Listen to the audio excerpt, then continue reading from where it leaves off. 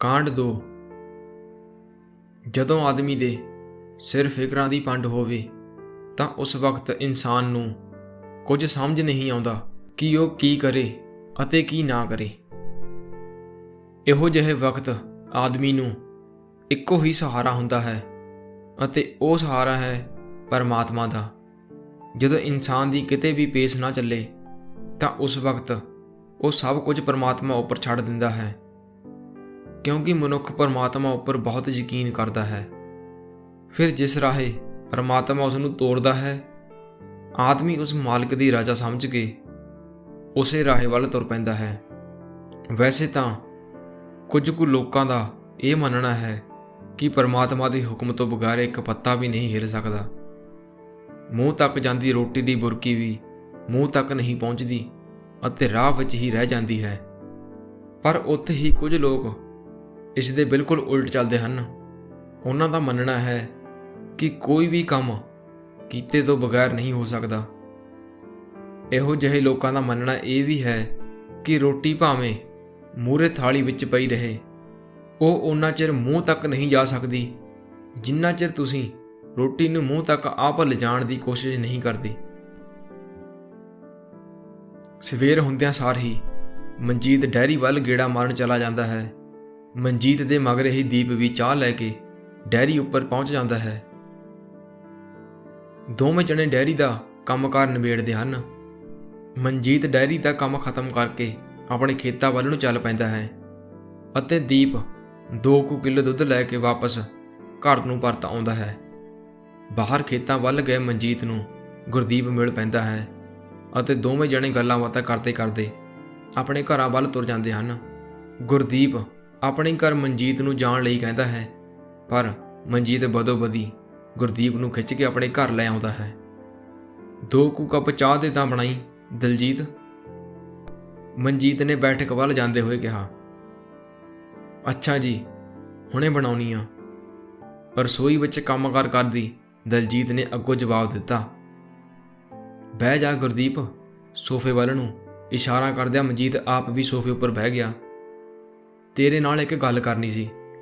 ਬਹਿੰਦੇ ਹੀ ਗੁਰਦੀਪ ਕਹਿਣ ਲੱਗਾ, ਗੱਲ ਕਰਨ ਲਈ ਹੀ ਮੈਂ ਤੈਨੂੰ ਲੈ ਕੇ ਆਇਆ ਗੁਰਦੀਪ। ਮਨਜੀਤ ਨੇ ਅਗਲਵਾਡੀ ਹੁੰਦੇ ਗੁਰਦੀਪ ਨੂੰ ਘੇਰਿਆ। ਅੱਛਾ, ਤੂੰ ਕੀ ਗੱਲ ਕਰਨੀ ਮੇਰੇ ਨਾਲ? ਹੈਰਾਨ ਹੁੰਦੇ ਗੁਰਦੀਪ ਪੁੱਛਣ ਲੱਗਾ। ਪਹਿਲਾਂ ਆਪਾਂ ਚਾਹ ਦਾ ਕੱਪ ਤਾਂ ਪੀ ਲਈਏ, ਫਿਰ ਗੱਲ ਵੀ ਕਰ ਲਾਂਗੇ। ਸ਼ਾਇਦ ਮਨਜੀਤ ਕਿਸੇ ਦਾ ਇੰਤਜ਼ਾਰ ਕਰ ਰਿਹਾ ਸੀ।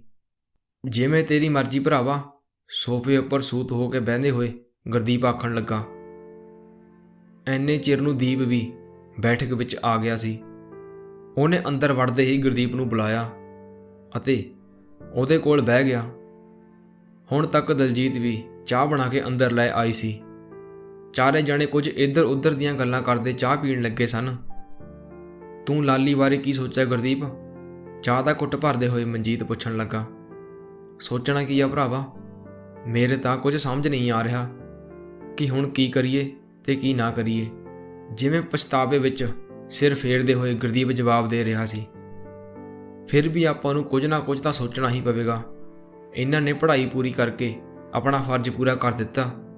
ਨੌਕਰੀ ਮਿਲਣਾ ਜਾਂ ਨਾ ਮਿਲਣਾ ਤਾਂ ਇਹਨਾਂ ਦੇ ਹੱਥ ਵਿੱਚ ਨਹੀਂ, ਪਰ ਆਪਾਂ ਹੱਥ ਉੱਪਰ ਹੱਥ ਧਰ ਕੇ ਬਹਿ ਵੀ ਨਹੀਂ ਸਕਦੇ। ਗੁਰਦੀਪ ਨੂੰ ਮਾਪਿਆਂ ਦਾ ਫਰਜ਼ ਯਾਦ ਕਰਾਉਂਦੇ ਹੋਏ ਮਨਜੀਤ ਸਮਝਾਉਣ ਲੱਗਾ ਸੀ। ਗੱਲ ਤਾਂ ਤੇਰੀ ਠੀਕ ਆ ਮਨਜੀਤ, ਪਰ ਆਪਾਂ ਕੀ ਕਰ ਸਕਦੇ ਹਾਂ? ਗੁਰਦੀਪ ਬਿਲਕੁਲ ਹੀ ਹਿੰਮਤ ਹਾਰੀ ਬੈਠਾ ਸੀ। ਮੈਂ ਤਾਂ ਸੋਚ ਲਿਆ ਕਿ ਅਸੀਂ ਹੁਣ ਨੌਕਰੀ ਦੀ ਉਡੀਕ ਹੋਰ ਨਹੀਂ ਕਰਨੀ, ਸਗੋਂ ਅਸੀਂ ਆਪਣੇ ਦੀਪ ਨੂੰ ਕਿਸੇ ਬਾਹਰਲੇ ਮੁਲਕ ਭੇਜਣ ਬਾਰੇ ਸੋਚ ਰਹੇ ਹਾਂ। ਮਨਜੀਤ ਨੇ ਆਪਣੇ ਦਿਲ ਦੀ ਗੱਲ ਗੁਰਦੀਪ ਨਾਲ ਸਾਂਝੀ ਕੀਤੀ। ਰਾਤੀ ਲਾਲੀ ਵੀ ਕੋਈ ਬਾਹਰਲੇ ਦੇਸ਼ ਜਾਣ ਦੀ ਗੱਲ ਕਰਦਾ ਸੀ, ਪਰ ਮੈਂ ਉਹਦੀ ਗੱਲ ਵੱਲ ਧਿਆਨ ਨਹੀਂ ਦਿੱਤਾ। ਰਾਤ ਦੀ ਅਣਸੁਣੀ ਗੱਲ ਨੂੰ ਯਾਦ ਕਰਦੇ ਗੁਰਦੀਪ ਹੱਸਣ ਲੱਗਾ। ਹਾਂ, ਮੇਰੇ ਨਾਲ ਵੀ ਰਾਤੀ ਹੀ ਦੀਪ ਨੇ ਗੱਲ ਕੀਤੀ ਸੀ। ਜਾ ਦੀਪ, ਤੂੰ ਲਾਲੀ ਨੂੰ ਇੱਥੇ ਬੁਲਾ ਕੇ ਲਿਆ, ਫਿਰ ਆਪਾਂ ਕੋਈ ਸਲਾਹ ਮਸ਼ਵਰਾ ਕਰਦੇ ਹਾਂ। ਦੀਪ ਨੂੰ ਇਸ਼ਾਰਾ ਕਰਦਿਆਂ ਗੁਰਦੀਪ ਨੇ ਆਖਿਆ। ਆਪਾਂ ਨੂੰ ਜਾਣ ਦੀ ਕੀ ਲੋੜ ਆ ਚਾਚਾ, ਹੁਣੇ ਫੋਨ ਕਰਕੇ ਲਾਲੀ ਨੂੰ ਇੱਥੇ ਸੱਦ ਲੈਂਦੇ ਹਾਂ। ਝੱਟ ਆਪਣੀ ਜੇਬ ਵਿੱਚੋਂ ਫੋਨ ਕੱਢਦਿਆਂ ਦੀਪ ਕਹਿਣ ਲੱਗਾ। ਦੀਪ ਨੇ ਉਸੇ ਵਕਤ ਫੋਨ ਕਰਕੇ ਲਾਲੀ ਨੂੰ ਆਪਣੇ ਘਰ ਸੱਦ ਲਿਆ ਸੀ। ਓਨੀ ਦੇਰ ਮਨਜੀਤ ਹੋਰੀ ਕੁਝ ਹੋਰ ਵਿਚਾਰਾਂ ਕਰਦੇ ਰਹੇ। ਲਾਲੀ 15 ਕੁ ਮਿੰਟਾਂ ਵਿੱਚ ਹੀ ਦੀਪ ਹੋਰਾਂ ਦੇ ਘਰ ਪਹੁੰਚ ਗਿਆ। ਲਾਲੀ, ਰਾਤੀ ਤੂੰ ਕਿਹਦੀ ਬਾਹਰਲੇ ਦੇਸ਼ ਜਾਣ ਦੀ ਗੱਲ ਕਰਦਾ ਸੀ? ਲਾਲੀ ਵੱਲ ਨੂੰ ਵੇਖਦੇ ਹੋਏ ਗੁਰਦੀਪ ਨੇ ਪੁੱਛਿਆ। ਲਾਲੀ ਨੇ ਤੇਜ਼ੀ ਨਾਲ ਸਾਰੀ ਹੋਈ ਵਾਰਤਾਲਾਪ ਮਨਜੀਤ ਹੋਰਾਂ ਨੂੰ ਸੁਣਾ ਦਿੱਤੀ ਸੀ। 33 ਲੱਖ ਤਾਂ ਬਹੁਤ ਜ਼ਿਆਦਾ ਮਨਜੀਤ, ਭਲਾ ਆਪਣੇ ਵਿੱਚ ਇੰਨੀ ਕਿੱਥੇ ਪਹੁੰਚ ਹੈਗੀ ਆ? ਜੇਕਰ ਆਪਣੇ ਕੋਲ ਇੰਨੇ ਪੈਸੇ ਹੁੰਦੇ ਤਾਂ ਆਪਾਂ ਇੱਥੇ ਨਾ ਕੋਈ ਕੰਮਕਾਰ ਸ਼ੁਰੂ ਕਰ ਲੈਂਦੇ। 33 ਲੱਖ ਦਾ ਸੁਣ ਕੇ ਗੁਰਦੀਪ ਕੰਬ ਜਿਹਾ ਗਿਆ ਸੀ। ਗੁਰਦੀਪ, ਮੈਂ ਤਾਂ ਸੋਚ ਲਿਆ ਕਿ ਦੀਪ ਨੂੰ ਬਾਹਰਲੇ ਮੁਲਕ ਹੀ ਭੇਜੂੰਗਾ, ਭਾਵੇਂ ਇਸ ਵਾਸਤੇ ਮੈਨੂੰ ਆਪਣੀ ਜ਼ਮੀਨ ਕਿਉਂ ਨਾ ਵੇਚਣੀ ਪਵੇ। ਜ਼ਮੀਨ ਨੂੰ ਰੱਖ ਕੇ ਵੀ ਆਪਾਂ ਕੀ ਕਰਨਾ ਜੇਕਰ ਆਪਣੀ ਔਲਾਦ ਹੀ ਦੁਖੀ ਰਹੀ। ਨਾਲੇ ਇਹ ਕਿਹੜਾ ਹੁਣ ਨਿਆਣੇ ਆ, ਇਹ ਵੀ ਤਾਂ ਹੁਣ ਆਪਣੇ ਚੰਗੇ ਮਾੜੇ ਦੀ ਪਰਖ ਚੰਗੀ ਤਰ੍ਹਾਂ ਕਰ ਸਕਦੇ ਨੇ। ਨਾਲੇ ਆਪਾਂ ਕਿਹੜਾ ਮਰਨ ਲੱਗਿਆ ਨੇ ਜ਼ਮੀਨ ਆਪਣੇ ਨਾਲ ਲੈ ਕੇ ਜਾਣੀ ਆ। ਆਪਣੇ ਜਿਉਂਦੇ ਜੀ ਇਹ ਕਮਾਉਣ ਲੱਗ ਪੈਣਗੇ ਤਾਂ ਆਪਣੀ ਵੀ ਜਾਨ ਸੌਖੀ ਨਿਕਲੂ। ਮਨਜੀਤ ਨੇ ਸੌਣ ਨਾਲ ਦੀ ਇੱਕੋ ਹੀ ਗੁਰਦੀਪ ਨੂੰ ਸੁਣਾ ਦਿੱਤੀ ਸੀ। ਗੱਲ ਤਾਂ ਤੇਰੀ ਠੀਕ ਆ ਮਨਜੀਤ, ਪਰ 33 ਲੱਖ ਮੂੰਹ ਨਾਲ ਕਹਿਣਾ ਬੜਾ ਸੌਖਾ, ਪਰ ਜਦੋਂ 33 ਲੱਖ ਗਿਣਨਾ ਪਵੇ ਤਾਂ ਉਂਗਲਾਂ ਦੇ ਪੋਟੇ ਘਸ ਜਾਂਦੇ। ਗੁਰਦੀਪ ਪੈਸਿਆਂ ਦੀ ਬਹੁਤ ਚਿੰਤਾ ਕਰਦਾ ਸੀ। ਜ਼ਰੂਰੀ ਨਹੀਂ ਕਿ ਆਪਾਂ ਨੂੰ ਵੀ 33 ਲੱਖ ਹੀ ਦੇਣਾ ਪਵੇ, ਇਹ ਵੀ ਹੋ ਸਕਦਾ ਆਪਣੀ ਘੱਟ ਵਿੱਚ ਗੱਲ ਬਣ ਜਾਏ। ਲਾਲੀ ਨੇ ਵਿੱਚੋਂ ਟੋਕਦਿਆਂ ਦੱਸਿਆ। ਜਿਵੇਂ ਤੁਹਾਡੀ ਮਰਜ਼ੀ ਕਰ ਲਵੋ ਮਨਜੀਤ, ਆਪਾਂ ਹਰ ਵਕਤ ਤੁਹਾਡੇ ਨਾਲ ਹਾਂ। ਥੋੜ੍ਹਾ ਜਿਹਾ ਮੁਸਕਰਾਉਂਦੇ ਹੋਏ ਗੁਰਦੀਪ ਨੇ ਹਾਮੀ ਭਰ ਦਿੱਤੀ। ਆਹ ਹੋਈ ਨਾ ਗੱਲ ਗੁਰਦੀਪ, ਹੁਣ ਆਪਾਂ 2-4 ਦਿਨਾਂ ਵਿੱਚ ਹੀ ਏਜੰਟ ਨੂੰ ਮਿਲ ਕੇ ਸਾਰੀ ਗੱਲ ਪੱਕੀ ਕਰਦੇ ਹਾਂ। ਗੁਰਦੀਪ ਨਾਲ ਹੱਥ ਮਿਲਾਉਂਦੇ ਹੋਏ ਮਨਜੀਤ ਨੇ ਅਗਲੀ ਵਿਉਂਤਬੰਦੀ ਨਾਲ ਹੀ ਸਮਝਾ ਦਿੱਤੀ। ਆਪਾਂ ਨੂੰ ਕਿਤੇ ਵੀ ਜਾਣ ਦੀ ਕੋਈ ਜ਼ਰੂਰਤ ਨਹੀਂ ਡੈਡੀ, ਆਪਾਂ ਤੇਜੀ ਨੂੰ ਫੋਨ ਕਰਨਾ ਤੇ ਉਹਨੇ ਆਪੇ ਹੀ ਏਜੰਟ ਨਾਲ ਗੱਲਬਾਤ ਕਰਕੇ ਏਜੰਟ ਨੂੰ ਆਪਣੇ ਘਰ ਲੈ ਕੇ ਆਉਣਾ। ਲਾਲੀ ਨੇ ਆਪਣੀ ਸਲਾਹ ਦੇਣੀ ਜ਼ਰੂਰੀ ਸਮਝੀ, ਪਰ ਆਪਾਂ ਨੂੰ ਪੈਸਿਆਂ ਦਾ ਪ੍ਰਬੰਧ ਤਾਂ ਪਹਿਲਾਂ ਹੀ ਕਰਨਾ ਪਵੇਗਾ। ਦੀਪ ਜਾਣਦਾ ਸੀ ਕਿ ਪੈਸਿਆਂ ਤੋਂ ਬਗੈਰ ਕੁਝ ਨਹੀਂ ਹੋਣਾ। ਤੂੰ ਪੈਸਿਆਂ ਵੱਲੋਂ ਨਾ ਘਬਰਾ ਦੀਪ, ਆਪਣੇ ਮੂੰਹੋਂ ਕੱਢਣ ਦੀ ਦੇਰ ਆ ਕਿ ਆਪਣੀ ਜ਼ਮੀਨ ਵੇਚਣੀ ਆ। ਜ਼ਮੀਨ ਖਰੀਦਣ ਵਾਲੇ ਤਾਂ ਬਹੁਤ ਮਿਲ ਜਾਣਗੇ। ਦੀਪ ਨੂੰ ਬੇਫਿਕਰ ਕਰਦੇ ਹੋਏ ਮਨਜੀਤ ਨੇ ਹੌਸਲਾ ਦਿੱਤਾ। ਲਾਲੀ, ਤੂੰ ਤੇਜੀ ਨੂੰ ਫੋਨ ਕਰਕੇ ਕਿਸੇ ਦਿਨ ਇੱਥੇ ਹੀ ਸੱਦ ਲੈ। ਪਰਮਾਤਮਾ ਦਾ ਨਾਮ ਲੈ ਕੇ ਆਪਾਂ ਗੱਲ ਤਾਂ ਸ਼ੁਰੂ ਕਰੀਏ। ਉੱਥੇ ਬੈਠੇ ਬੈਠੇ ਹੀ ਮਨਜੀਤ ਨੇ ਅਗਲੀ ਕਾਰਵਾਈ ਦੀ ਗੱਲ ਕੀਤੀ। ਕੋਈ ਗੱਲ ਨਹੀਂ ਚਾਚਾ, ਆਪਾਂ ਹੁਣੇ ਤੇਜੀ ਨੂੰ ਫੋਨ ਕਰਕੇ ਇੱਥੇ ਆਉਣ ਲਈ ਕਹਿ ਦਿੰਨੇ ਆ। ਲਾਲੀ ਨੇ ਫਟਾਫਟ ਜੇਬ ਵਿੱਚੋਂ ਫੋਨ ਕੱਢਣ ਲਈ ਜੇਬ ਵਿੱਚ ਹੱਥ ਪਾਇਆ। ਉਸੇ ਹੀ ਵਕਤ ਲਾਲੀ ਨੇ ਤੇਜੀ ਨੂੰ ਫੋਨ ਕਰਕੇ ਆਪਣੇ ਘਰ ਆਉਣ ਲਈ ਕਹਿ ਦਿੱਤਾ ਸੀ। ਤੇਜੀ ਨਾਲ ਗੱਲਬਾਤ ਕਰਦਿਆਂ ਦੋਵਾਂ ਨੇ 4 ਦਿਨਾਂ ਬਾਅਦ ਐਤਵਾਰ ਨੂੰ ਮਿਲਣ ਦਾ ਪ੍ਰੋਗਰਾਮ ਬਣਾ ਲਿਆ।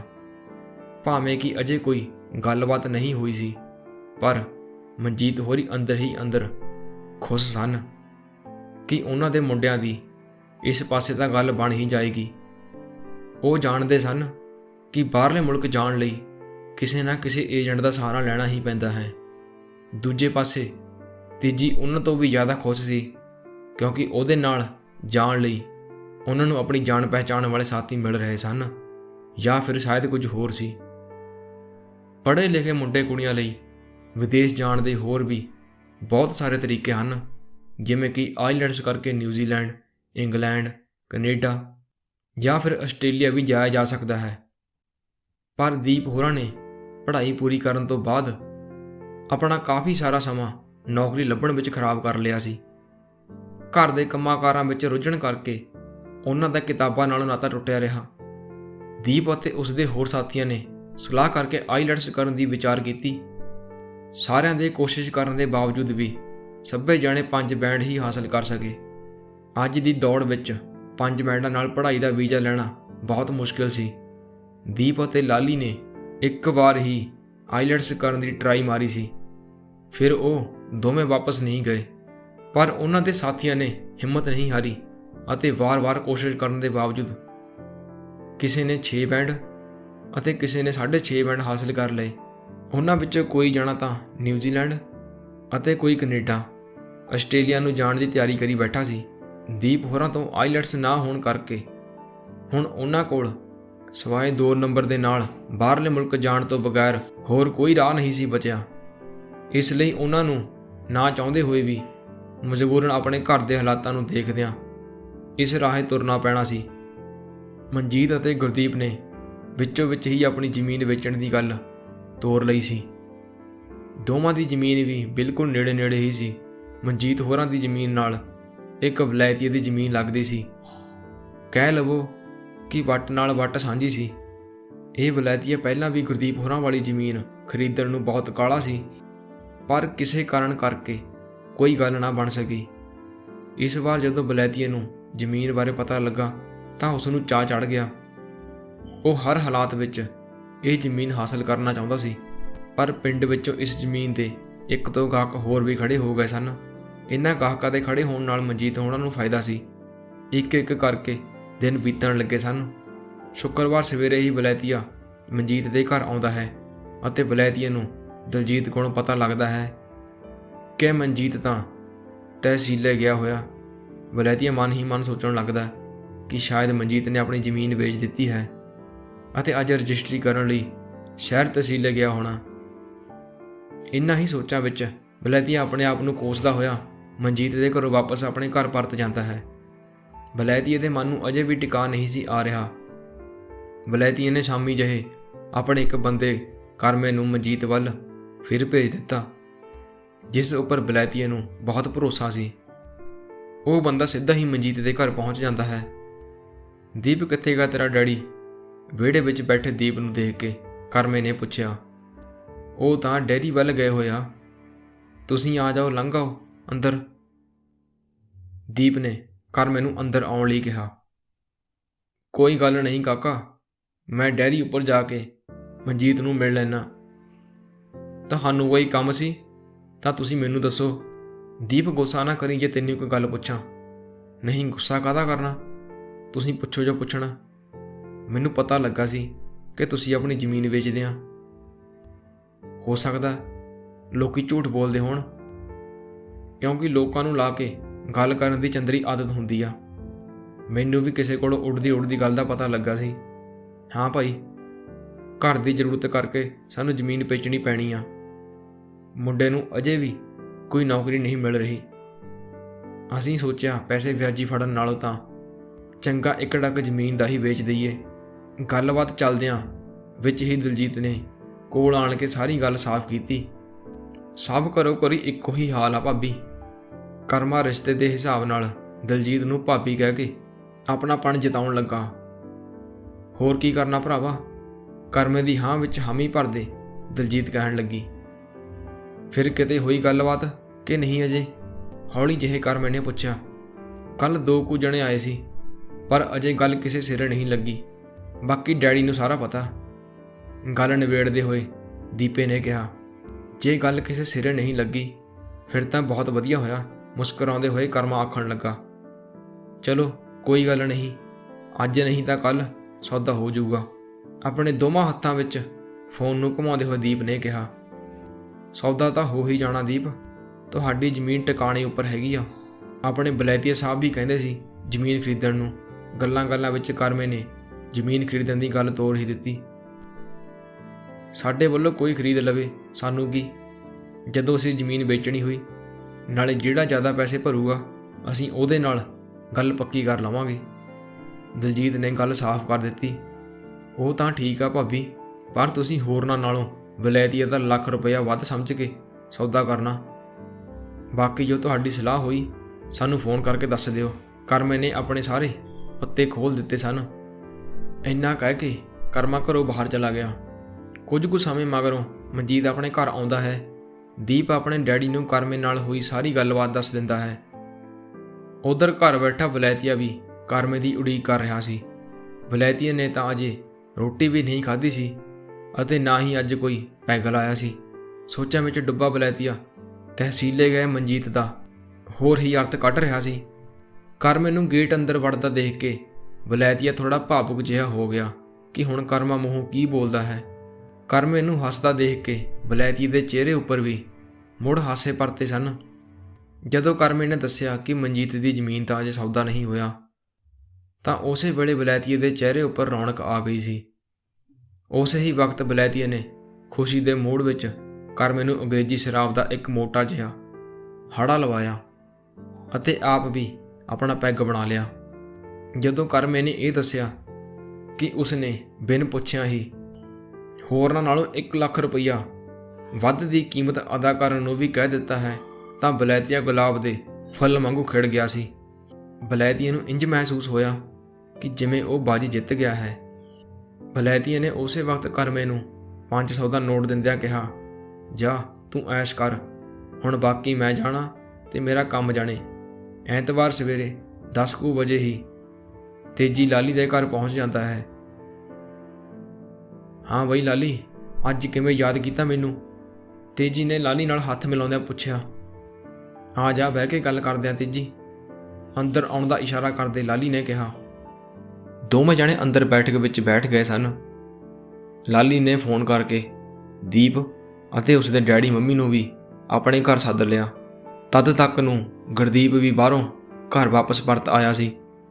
ਫਿਰ ਦੋਵੇਂ ਪਰਿਵਾਰ ਇੱਕ ਅਲੱਗ ਕਮਰੇ ਵਿੱਚ ਬਹਿ ਕੇ ਤੇਜੀ ਨਾਲ ਗੱਲ ਸ਼ੁਰੂ ਕਰਦੇ ਹਨ। ਕਾਕਾ ਜੀ, ਕੀ ਬਣਾ ਤੇਰੇ ਬਾਹਰ ਜਾਣ ਦਾ? ਗੁਰਦੀਪ ਨੇ ਗੱਲ ਸ਼ੁਰੂ ਕਰਦੇ ਹੋਏ ਪੁੱਛਿਆ। ਅੰਕਲ, ਮੇਰੇ ਵੱਲੋਂ ਤਾਂ ਪੂਰੀ ਤਿਆਰੀ ਆ। ਮੇਰੇ ਪੈਸਿਆਂ ਦਾ ਪ੍ਰਬੰਧ ਵੀ ਤਕਰੀਬਨ ਹੋ ਹੀ ਗਿਆ ਹੈ। ਮੈਂ ਤਾਂ ਹੁਣ ਏਜੰਟ ਦੀ ਉਡੀਕ ਕਰ ਰਿਹਾ ਕਿ ਉਹ ਕਦੋਂ ਅਮਰੀਕਾ ਤੋਂ ਵਾਪਸ ਆਵੇ, ਤਾਂ ਜੋ ਮੈਂ ਉਸ ਨੂੰ ਪੈਸੇ ਅਤੇ ਆਪਣਾ ਪਾਸਪੋਰਟ ਫੜਾਵਾਂ। ਤੇਜੀ ਨੇ ਆਪਣੇ ਬਣਾਏ ਪ੍ਰੋਗਰਾਮ ਬਾਰੇ ਦੱਸਿਆ। ਤੇਰੀ ਕਿੰਨੇ ਕੁ ਪੈਸਿਆਂ ਵਿੱਚ ਗੱਲ ਹੋ ਗਈ ਤੇਜੀ? ਇਸ ਵਾਰ ਮਨਜੀਤ ਨੇ ਜਾਣਨਾ ਚਾਹਿਆ। ਅੰਕਲ ਜੀ, ਮੇਰੀ ਗੱਲ ਤਾਂ 33 ਲੱਖ ਰੁਪਏ ਵਿੱਚ ਹੋਈ ਸੀ, ਪਰ ਹੁਣ ਜੇ ਆਪਾਂ 3 ਜਣਿਆਂ ਦੀ ਗੱਲ ਕਰਾਂਗੇ ਤਾਂ ਹੋ ਸਕਦਾ 2-3 ਲੱਖ ਘਟ ਜਾਏ। ਜੇਕਰ ਏਜੰਟ ਨਾ ਘਟਿਆ ਤਾਂ ਆਪਾਂ ਹੋਰ ਏਜੰਟ ਲੱਭ ਲਵਾਂਗੇ। ਹੋਰ ਵੀ ਬਥੇਰੇ ਏਜੰਟ ਆਪਾਂ ਨੂੰ ਜਾਣਦੇ ਆ। ਤੇਜੀ ਹਰ ਪੱਖੋਂ ਹੌਸਲਾ ਦੇਣ ਦੀ ਕੋਸ਼ਿਸ਼ ਕਰ ਰਿਹਾ ਸੀ, ਪਰ 33 ਲੱਖ ਤਾਂ ਬਹੁਤ ਜ਼ਿਆਦਾ ਤੇਜੀ।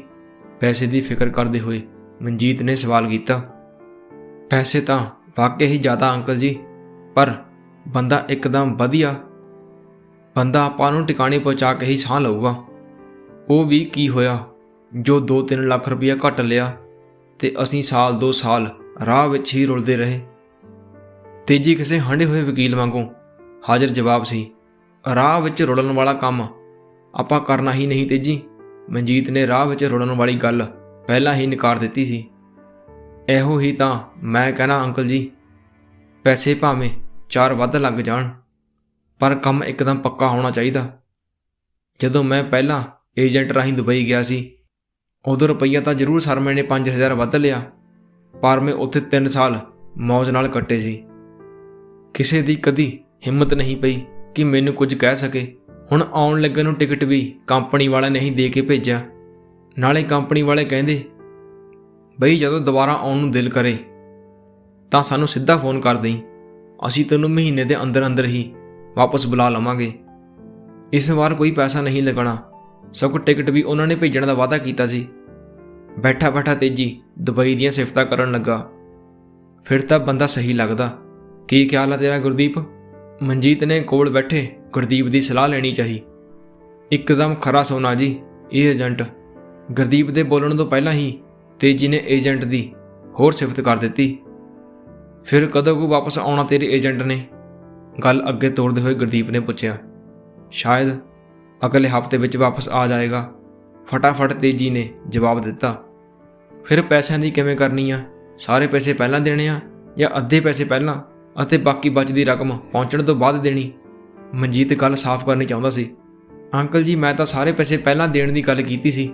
ਏਜੰਟ ਭਾਵੇਂ ਕਿੰਨਾ ਵੀ ਆਪਣੀ ਜਾਣ ਪਹਿਚਾਣ ਦਾ ਕਿਉਂ ਨਾ ਹੋਵੇ, ਇਹ ਪੈਸੇ ਤੋਂ ਬਗੈਰ ਕੰਮ ਨਹੀਂ ਕਰਦੇ। ਇਹਨਾਂ ਨੂੰ ਰਿਸ਼ਤੇ ਨਾਤੇ ਨਾਲ ਕੋਈ ਮਤਲਬ ਨਹੀਂ ਹੁੰਦਾ। ਇਹਨਾਂ ਦੇ ਸਾਰੇ ਰਿਸ਼ਤੇ ਪੈਸੇ ਨਾਲ ਹੀ ਸ਼ੁਰੂ ਹੁੰਦੇ ਹਨ ਅਤੇ ਪੈਸੇ ਨਾਲ ਹੀ ਖਤਮ ਹੋ ਜਾਂਦੇ ਆ। ਹੁਣ ਤੇਜੀ ਏਜੰਟ ਦਾ ਅਸਲੀ ਚਿਹਰਾ ਦਿਖਾਉਣ ਲੱਗਾ ਸੀ। ਗੱਲ ਤਾਂ ਤੇਰੀ ਠੀਕ ਆ ਤੇਜੀ, ਪਰ ਜੇਕਰ ਆਪਾਂ ਸਾਰੇ ਪੈਸੇ ਏਜੰਟ ਨੂੰ ਪਹਿਲਾਂ ਹੀ ਫੜਾ ਦਿੱਤੇ ਤੇ ਮਗਰੋਂ ਉਸਨੇ ਆਪਾਂ ਨੂੰ ਖਰਾਬ ਕੀਤਾ, ਫਿਰ ਆਪਾਂ ਕੀ ਕਰਾਂਗੇ? ਮਨਜੀਤ ਹਰ ਕਦਮ ਸੋਚ ਕੇ ਪੁੱਟ ਰਿਹਾ ਸੀ। ਅੰਕਲ, ਇਹ ਏਜੰਟ ਕਿਹੜਾ ਪਾਕਿਸਤਾਨੋਂ ਆਇਆ?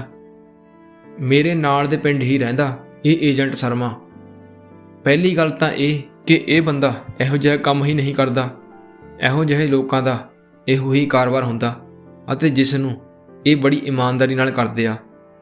ਜੇਕਰ ਆਪਣੇ ਨਾਲ ਕੋਈ ਚੰਗੀ ਮਾੜੀ ਕਰੂਗਾ ਤਾਂ ਆਪਾਂ ਛਿੱਤਰ ਮਾਰ ਕੇ ਵੀ ਪੈਸੇ ਵਾਪਸ ਲੈ ਸਕਦੇ ਹਾਂ। ਤੇਜੀ ਨੇ ਜ਼ੋਰ ਦੀ ਦਬਕਾ ਮਾਰਦਿਆਂ ਸ਼ਰਮੇ ਏਜੰਟ ਉੱਪਰ ਆਪਣਾ ਦਬਦਬਾ ਬਣਾਉਂਦੇ ਕਿਹਾ, ਚੱਲ ਠੀਕ ਆ ਫਿਰ ਤੇਜੀ, ਜਦੋਂ ਏਜੰਟ ਵਾਪਸ ਆਇਆ ਤਾਂ ਤੂੰ ਉਹਦੇ ਨਾਲ ਸਾਡੇ ਦੋਵਾਂ ਮੁੰਡਿਆਂ ਦੀ ਗੱਲ ਕਰ ਲਵੀਂ। ਤੂੰ ਗੱਲ ਕਰਕੇ ਸਾਨੂੰ ਦੱਸੀ ਕਿ ਉਹ ਕੀ ਕਹਿੰਦਾ। ਗੁਰਦੀਪ ਨੇ ਸਾਰੀ ਗੱਲ ਆਉਣ ਵਾਲੇ ਵਕਤ ਅਤੇ ਤੇਜੀ ਉੱਪਰ ਛੱਡ ਦਿੱਤੀ। ਜ਼ਰੂਰ ਜੀ ਜ਼ਰੂਰ, ਮੈਨੂੰ ਵੀ ਬਹੁਤ ਹੌਸਲਾ ਹੋ ਗਿਆ ਕਿ ਮੇਰੇ ਨਾਲ ਮੇਰਾ ਕੋਈ ਆਪਣਾ ਤਾਂ ਹੋਊਗਾ। ਤੇਜੀ ਦਾ ਚਿਹਰਾ ਖੁਸ਼ੀ ਨਾਲ ਲਾਲ ਹੋ ਗਿਆ ਸੀ। ਫਿਰ ਕੁਝ ਚਿਰ ਇਸੇ ਤਰ੍ਹਾਂ ਗੱਲਾਂ ਬਾਤਾਂ ਹੁੰਦੀਆਂ ਰਹੀਆਂ ਸਨ। ਉੱਥੇ ਬੈਠਿਆਂ ਹੀ ਸਾਰਿਆਂ ਨੇ ਚਾਹ ਪੀਤੀ ਸੀ। ਬੈਠਾ ਬੈਠਾ ਤੇਜੀ ਸਾਰਿਆਂ ਨੂੰ ਦੁਬਈ ਦੀਆਂ ਗੱਲਾਂ ਦੱਸਣ ਲੱਗਾ। ਉੱਥੋਂ ਦੇ ਕੰਮਕਾਰ ਬਾਰੇ ਦੱਸ ਰਿਹਾ ਸੀ ਕਿ ਉੱਥੇ ਕਾਹਦੇ ਕੰਮ ਦੀ ਜ਼ਿਆਦਾ ਪੁੱਛਗਿੱਛ ਹੈ। ਪਹਿਲਾਂ ਉੱਥੇ ਪੜ੍ਹੇ ਅਤੇ ਅਨਪੜ੍ਹ ਦੋਵੇਂ ਇੱਕੋ ਜਿਹੇ ਹੁੰਦੇ ਸਨ। ਸਾਰਿਆਂ ਨੂੰ ਹੀ ਲੇਬਰ ਦੇ ਕੰਮ ਤੋਂ ਆਪਣੀ ਸ਼ੁਰੂਆਤ ਕਰਨੀ ਪੈਂਦੀ ਸੀ। ਫਿਰ ਭਾਵੇਂ ਬਾਅਦ ਵਿੱਚ ਕੋਈ ਤਰੱਕੀ ਕਰਕੇ ਡਰਾਈਵਰ, ਕਾਰਪੈਂਟਰ, ਮੈਸਨ ਜਾਂ ਫਿਰ ਠੇਕੇਦਾਰ ਬਣ ਜਾਏ। ਇਹ ਸਭ ਕੁਝ ਉਸ ਬੰਦੇ ਦੀ ਮਿਹਨਤ ਉੱਪਰ ਨਿਰਭਰ ਕਰਦਾ ਹੈ। ਤੇਜੀ ਦੀਆਂ ਚੱਲਦੀਆਂ ਗੱਲਾਂ ਵਿੱਚ ਹੀ ਦੀਪ ਅਤੇ ਮਨਜੀਤ ਉੱਠ ਕੇ ਆਪਣੇ ਘਰ ਨੂੰ ਚਲੇ ਜਾਂਦੇ ਹਨ। ਤੇਜੀ ਵੀ ਆਪਣੇ ਪਿੰਡ ਨੂੰ ਜਾਣ ਲਈ ਕਾਹਲਾ ਸੀ, ਪਰ ਲਾਲੀ ਦੇ ਰੋਕਣ ਤੇ ਤੇਜੀ ਰੁਕ ਗਿਆ। ਦੋਵਾਂ ਨੇ ਦੁਪਹਿਰ ਦੀ ਰੋਟੀ ਇਕੱਠੇ ਹੀ ਖਾਧੀ ਅਤੇ ਉਸ ਤੋਂ ਛੇਤੀ ਹੀ ਮਗਰੋਂ ਤੇਜੀ ਆਪਣੇ ਘਰ ਨੂੰ ਵਾਪਸ ਚਲਾ ਜਾਂਦਾ ਹੈ।